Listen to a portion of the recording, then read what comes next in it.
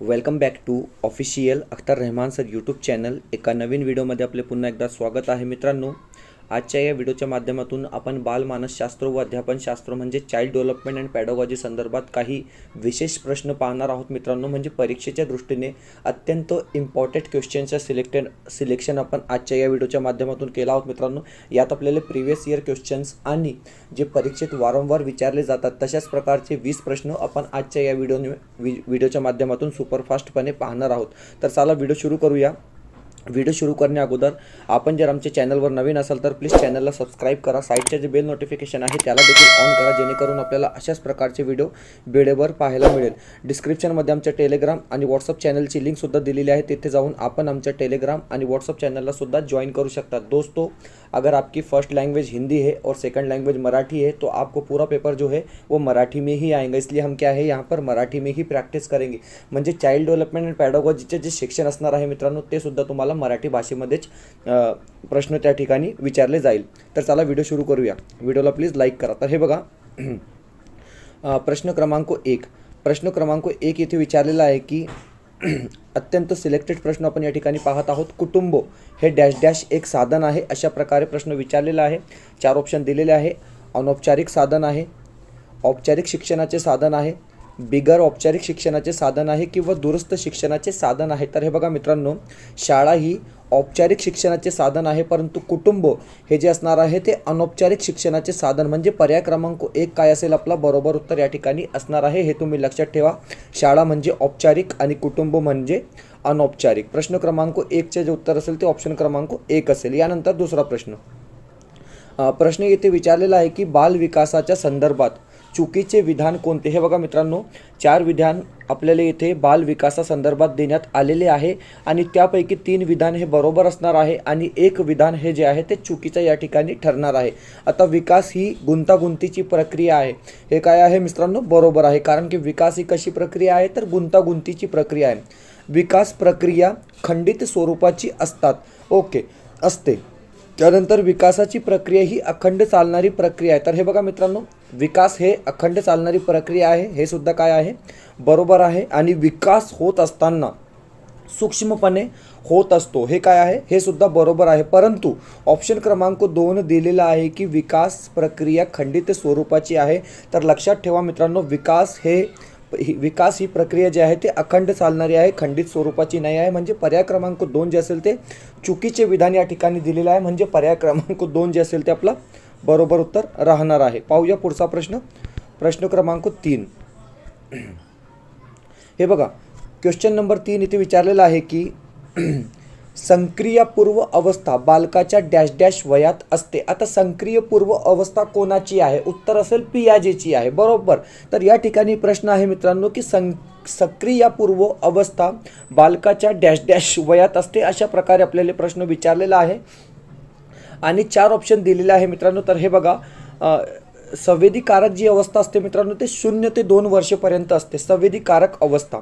त्यानंतर दुसरी अवस्था असते सक्रिय पूर्व अवस्था, म्हणजे 2 ते 7 सक्रिय पूर्व अवस्था बालकाच्या डॅश डॅश वयात असते। ऑप्शन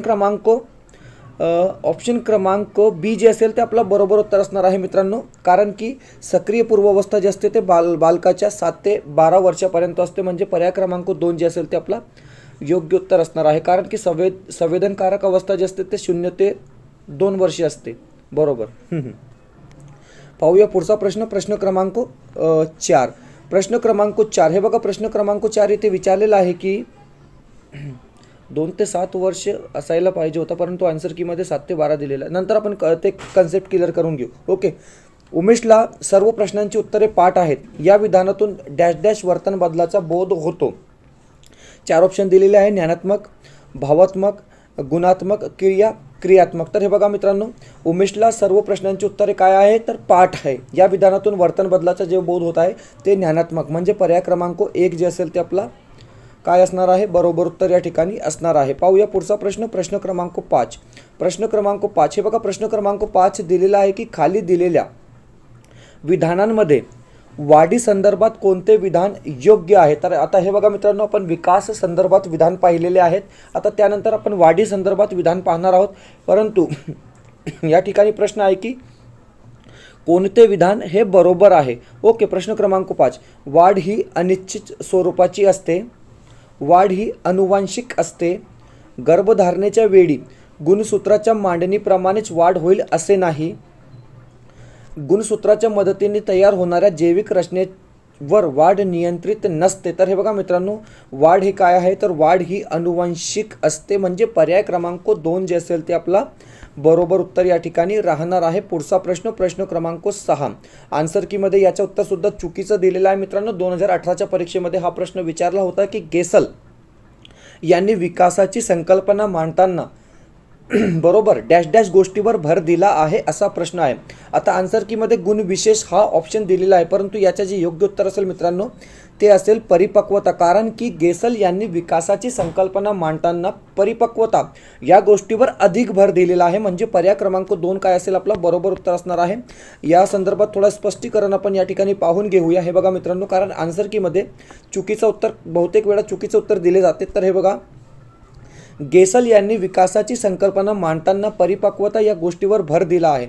त्यांनी बाल विकासाच्या परिपक्वता सिद्धांत मांडला. हे बघा, आता त्यांचा सिद्धांत कोणता आहे? तर बाल विकासाच्या परिपक्वता सिद्धांत आहे, ज्यामध्ये मुलांच्या वाढीच्या अभ्यास आणि दर यावर लक्ष केंद्रित करण्यात आले आहे. अशा प्रकारे गेसलबद्दल आपण काय आहे एक इन्फॉर्मेशन या ठिकाणी आणली आहोत. पाहूया पुढचा प्रश्न, म्हणजे प्रश्न क्रमांक 7 मित्रांनो. प्रश्न क्रमांक 7, आता मूर्त सक्रिय अवस्था. आता हे बघा, मूर्त सक्रिय अवस्था हे सुद्धा पियाजीची अवस्था असणार आहे. यापूर्वी आपण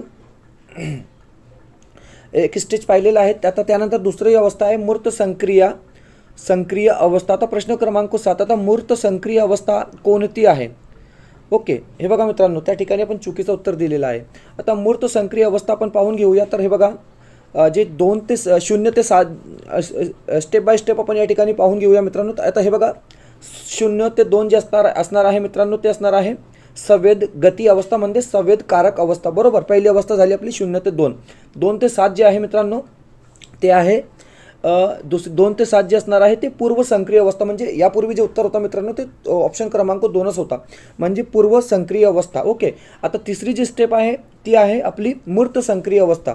मूर्त सक्रिय अवस्था म्हणजे ही तिसरी स्टेप आहे आपली 7 ते 12 वर्ष. पियाजीची आपण स्टेप या ठिकाणी पाहत आहोत. आणि चौथी आणि शेवटची जी अवस्था आहे मित्रांनो ते असणार आहे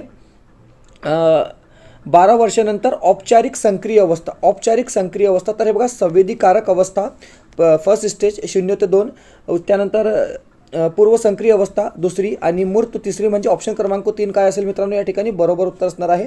एक क्वेश्चन आपण करेक्शन करून घेऊया. ते मला वाटतच होता, परंतु ऑप्शनमध्ये आन्सर कीमध्ये चुकीचं उत्तर दिलेलं आहे. हे बघा, ओके. हे बघा, बी दिलेलं आहे या ठिकाणी, तुम्ही पाहू शकता बी दिलेलं आहे.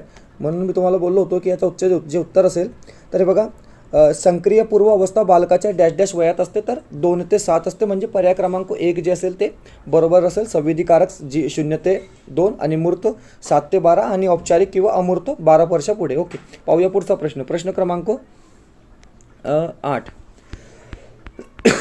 स्पष्टीकरण सुद्धा दिलेलं आहे. हे बघा, स्पष्टीकरण सुद्धा या ठिकाणी दिलेलं आहे जीन पियाजे संदर्भात. आता हे तुम्ही थोडासा स्क्रीनशॉट वगैरे काढून ठेवा किंवा वाचन करा मित्रांनो.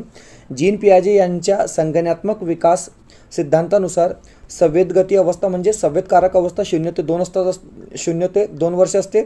ओके. त्यानंतर दुसरी अवस्था आहे पूर्व सक्रिय अवस्था, ते असते 2 ते 7 वर्षापर्यंत. त्यानंतर तिसरी अवस्था आहे जीन पियाजेची, स्क्रीन ॲडजस्ट करून घेतो. ओके. तिसरी अवस्था कोणती आहे तर 7 ते 12 वर्षापर्यंत, म्हणजे मूर्त सक्रिय अवस्था. जे आपण आता उत्तर दिले येथे मूल तर्कशुद्ध विचार करू लागते, पण ते मूर्त गोष्टीशी मर्यादित असते. आणि 12 वर्ष औपचारिक किंवा अमूर्त अवस्था असते, येथे मूल अमूर्त व तर्कशुद्ध विचार करू शकते. ओके.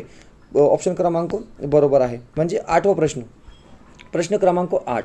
आता 8वा प्रश्न विचारलेला आहे की अवधान व अभिरुची या डॅश डॅश अशा प्रकारे प्रश्न विचारलेला आहे. 4 ऑप्शन दिलेले आहे. परस्परी विरोधी बाब आहे, चुकीचा दिलेला आहे. यांच्या एकमेकाशी काहीही संबंध नाही, हे सुद्धा काय आहे चुकीचा आहे. कारण की अवधान आणि अभिरुची ही जी आहे एकमेकावर डिपेंड आहे, दोन्ही एकच आहे किंवा एकच नाण्याच्या दोन्ही बाजू आहेत. तर हे बघा, तिसरी किंवा चौथी म्हणजे दोघी ऑप्शन पॉझिटिव्ह आहे, परंतु ऑप्शन क्रमांक 4 जे असेल ते आपला बरोबर उत्तर असणार आहे. कारण की एकाच नाण्याच्या 2 बाजू आहे, अवधान आणि अभिरुची. 9वा प्रश्न, आता बाल्यावस्था कोणती असते, प्रश्न विचारलेला आहे की बाल्यावस्था कोणती असते. 4 ऑप्शन दिलेले आहे. 1 महिने ते 2 वर्ष, 30 दिवसापर्यंत, 2 ते 6 वर्ष किंवा 6 ते 12 वर्ष. तर हे बघा मित्रांनो, बाल्यावस्था जी असते ती 2 ते 6 वर्ष असते, कारण 1 ते 2 महिना जी असते ते शिशुअवस्था असते. म्हणजे ऑप्शन क्रमांक 3 जे असेल ते आपला बरोबर उत्तर आहे. हे सगळे प्रश्न जे वारंवार TET मध्ये विचारलेच जातात मित्रांनो, हे सगळे प्रश्न विचारलेच जातात. ओके. प्रश्न क्रमांक 10 दिलेला आहे की अभ्यासक्रम विकसित ही डॅश डॅश प्रक्रिया आहे. अतिशय सोपा प्रश्न आहे. अभ्यासक्रम विकसन ही डॅश डॅश प्रक्रिया आहे. तर कशी प्रक्रिया मित्रांनो, स्थिर प्रक्रिया आहे. ऑप्शन क्रमांक डी जे असेल आपला काय असणार आहे, बरोबर उत्तर असणार आहे. सॉरी, ऑप्शन क्रमांक बी अखंड चालणारी प्रक्रिया आहे. ऑप्शन क्रमांक बी काय असेल मित्रांनो, आपला या ठिकाणी बरोबर उत्तर असणार आहे. मित्रांनो, आमच्याकडे चाइल्ड डेव्हलपमेंट अँड पॅडोगॉजी संदर्भात एक विशेष प्रश्नसंच तयार करण्यात आलेला आहे, ज्यात आपल्याला 10 प्रश्नपत्रिका भेटेल PDF स्वरूपात.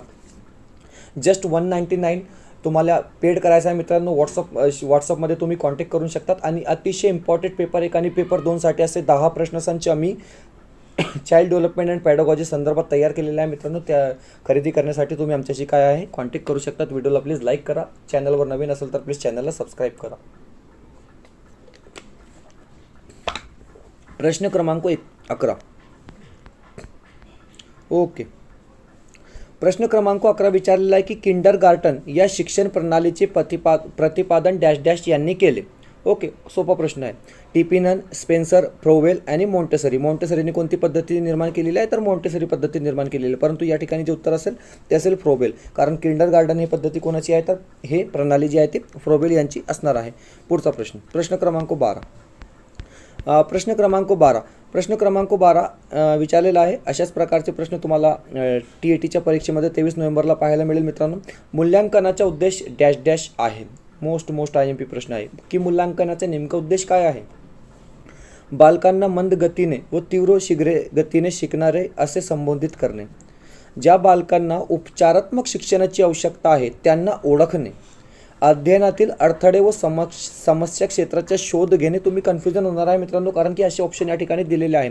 आणि शेवटी दिलेला आहे की उत्पादक जीवन जगण्यासाठी शिक्षणाने त्यांना कोणत्या स्तरावर तयार केले आहे याचा अभिप्राय घेणे. म्हणजे पर्याय क्रमांक 4 जे असेल मित्रांनो ते बरोबर या ठिकाणी दिलेलं आहे, कारण की उत्पादक जीवन जगण्यासाठी शिक्षणाने त्यांना कोणत्या स्तरापर्यंत तयार केला आहे याचे अभिप्राय घेणे. म्हणजे ऑप्शन क्रमांक 4 जे असेल ते आपला योग्य उत्तर या ठिकाणी राहणार आहे. प्रश्न क्रमांक 13 विचारलेला आहे की अध्ययनाच्या प्रक्रियेमध्ये अभिप्रेरण काय आहे. 4 ऑप्शन दिलेले आहे. आता अभिप्रेरण काय आहे आपल्याला इथे ओळखायचं आहे. शिकणाऱ्याची स्मृतीला तीव्र करते, नवीन अध्ययनाला जुन्या अध्ययनापासून विभेदित करते, एक दिवशी रूपाने विचार करण्याचे शिकणाऱ्या स्पष्ट करते किंवा नवीन शिकणाऱ्यामध्ये अध्ययनाची रुची निर्माण करते. तर हे बघा मित्रांनो, प्रश्न क्रमांक 13चे जे योग्य उत्तर असणार आहे, अभिप्रेरण म्हणजे काय, तर नवीन शिकणाऱ्यामध्ये अध्ययनाची रुची निर्माण करते. म्हणजे पर्याय क्रमांक डी जे असेल ते आपला बरोबर उत्तर या ठिकाणी राहणार आहे. पाहूया पुढचा प्रश्न, प्रश्न क्रमांक 14. प्रश्न क्रमांक 14 विचारलेला आहे की शिक्षणामध्ये प्रायोगिक पद्धती वापर करण्यास अधिक वाव आहे. तर हे बघा मित्रांनो, विज्ञान, अर्थशास्त्र, गणित किंवा कला. तर प्रायोगिक पद्धतीचा जे जास्तीत जास्त उपयोग केला जातो किंवा वाव आहे ते विज्ञान शाखेत आहे. म्हणजे ऑप्शन क्रमांक 1 काय असेल आपला, ते आपला बरोबर उत्तर असणार आहे मित्रांनो. आता पुढचा प्रश्न, प्रश्न क्रमांक 15. प्रश्न क्रमांक 15 हे बघा, शेष अवस्था काय. आपण बाल्यावस्था पाहिलेली आहेत मित्रांनो. संवेदकारक अवस्था, सक्रिय पूर्व अवस्था, मूर्त अवस्था, अमूर्त अवस्था, सगळी अवस्था आजच्या व्हिडिओच्या माध्यमातून आपण कव्हर करत चालत आहोत मित्रांनो. शेष अवस्था डॅश डॅश असते. आता शेष अवस्था कधी असते, मी तुम्हाला यापूर्वी सांगितलं की शेष अवस्था जी असते मित्रांनो 1 ते 2 महिनेपर्यंत असते. बाल्य अवस्था जी असते ते 2 ते 6 असते. उत्तर बाल्य अवस्था जी असते ते मित्रांनो 6 ते 12 वर्षापर्यंत असतं आणि 12 वर्षानंतर कुमार अवस्था. ऑप्शन क्रमांक 1 काय असेल आपला बरोबर उत्तर असणार आहे मित्रांनो. व्हिडिओ आवडत असेल तर प्लीज व्हिडिओला लाईक करा. आपण जर आमच्या चॅनलवर नवीन असाल तर प्लीज चॅनलला सबस्क्राईब करा. प्रश्न क्रमांक 16. प्रश्न क्रमांक 16 विचारलेला आहे की स्त्रियांच्या पेशीमध्ये गुणसूत्र आढळतात. मोस्ट IMP प्रश्न आहे.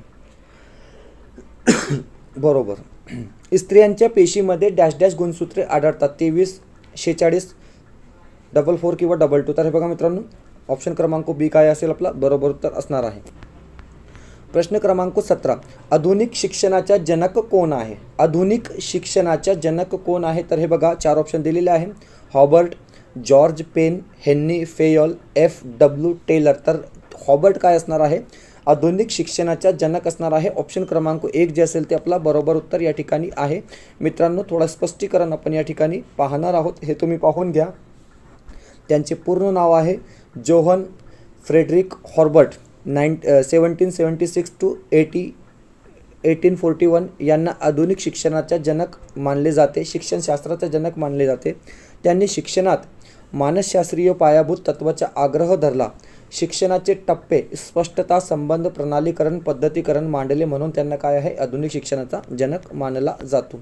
प्रश्न क्रमांक 18. प्रश्न विचारलेला आहे की प्रगतीच्या स्वरूपात होणाऱ्या बदलाची प्रक्रिया म्हणजे काय. मोस्ट IMP प्रश्न आहे मित्रांनो. प्रगतीच्या स्वरूपात होणाऱ्या बदलाची प्रक्रिया काय होत आहे मित्रांनो, तर प्रगती होत आहे, तरक्की होत आहे. बरोबर. तर ती काय आहे, वाढ आहे, विकास आहे, समृद्धी आहे किंवा प्रगती आहे. तर हे बघा मित्रांनो, या ठिकाणी जे बरोबर उत्तर असेल ते असेल ऑप्शन क्रमांक बी, विकास. कारण प्रगतीच्या स्वरूपात होणाऱ्या बदलाची प्रक्रिया काय असते, तर विकास असते. म्हणजे पर्याय क्रमांक 2 जे आहे आपला बरोबर उत्तर राहणार आहे. पुढचा प्रश्न, डिस्लेक्सिया कशाशी संबंधित आहे. अतिशय सोपा प्रश्न आहे मित्रांनो. डिस्लेक्सिया हे वाचन विकार आहे, डिस्ग्राफिया हे लेखन विकार आहे आणि डिस्कॅल्कुलिया हे गणित संबंधी विकार आहे. तर ऑप्शन क्रमांक 3 काय आहे, बरोबर उत्तर असणार आहे. शेवटचा प्रश्न विचारलेला आहे की साधक अभिसंधान उपपत्ती कोणत्या मानसशास्त्रज्ञाने मांडली आहे. Theory of factor analysis, general intelligence theory कोणाची आहे. बरोबर, साधक अभिसंधान उपपत्ती, स्किनर. राईट आन्सर काय आहे मित्रांनो, तर स्किनर आहे. अभिजात अभिसंधान उपपत्ती पावलोव यांची आहे. संज्ञानात्मक विकास सिद्धांत पियाजे यांनी रचलेला आहे मित्रांनो. तर अशा प्रकारे आपण आज खूप इम्पॉर्टंट 20 प्रश्न पाहिले आहे मित्रांनो. क्वेश्चन सेट परचेस करण्यासाठी तुम्ही आम्हाला कॉन्टॅक्ट करू शकता. डिस्क्रिप्शनमध्ये कॉन्टॅक्ट डिटेल दिलेली आहे. भेटूया पुढच्या व्हिडिओमध्ये काही नवीन प्रश्नांसोबत.